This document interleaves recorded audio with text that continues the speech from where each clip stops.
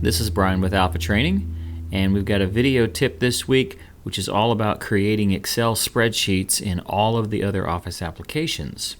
Now, the reason that you might want to do this is if you have a Word document or a PowerPoint presentation or even an email message and you want to put a table into that document. Well, every one of those applications supports the ability to insert a table, and it's just as simple as going up to the Insert tab, coming to the Table button, and then choosing the dimensions of the table that you want to create. So if I want to create a little 4x5 table, I can highlight 4x5, give it a click, and I've got a 4x5 table. If I were to go into a PowerPoint and on a new slide I were to click the Insert Table button, I can do a 4x5 and then have that here. Now, there's nothing wrong with doing it that way, but the limitation is that you can't do any complex calculations into those tables. Word tables, PowerPoint tables, they do support some very rudimentary calculations like sums and averages, but because of the way Word and PowerPoint look at tables, they don't see columns and rows the way Excel does. The formulas tend to get quite convoluted and quite complicated, and for most people make no sense at all. So what I like to do is to build an actual Excel spreadsheet inside of Word or PowerPoint or email. Now, if you don't know how to do this, the only other way that you could do it is to actually go into Excel, build your spreadsheet in Excel in the environment that you're comfortable with, and then copy and paste that into Word. But what we're going to do is we're going to build it in Excel inside of Word. Now, here's what I mean by that. I'm going to go up to Insert and then go up to the Table button. But this time, instead of defining the dimensions of the table that I want, I'm going to come down here where it says Excel Spreadsheet and give that a click.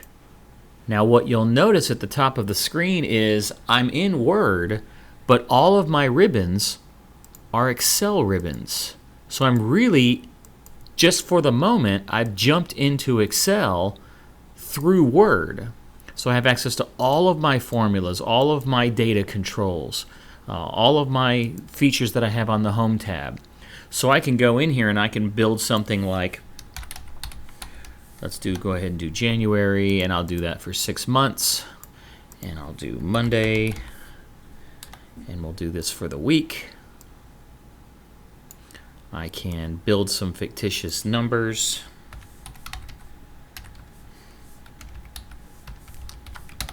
I can even build some sum functions around those numbers.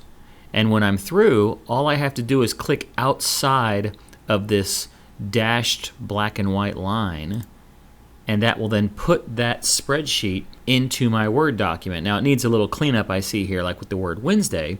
Well, I can't do any editing from within Word, because when you get out of this Excel inside of Word mode, the result is just presented kind of like a picture. So you can't do any editing here. But if I double click on this picture, that will put me back into the Excel world where I can do things like, let's do a column resize. Maybe I don't need to see all these blank rows. Bring this up here.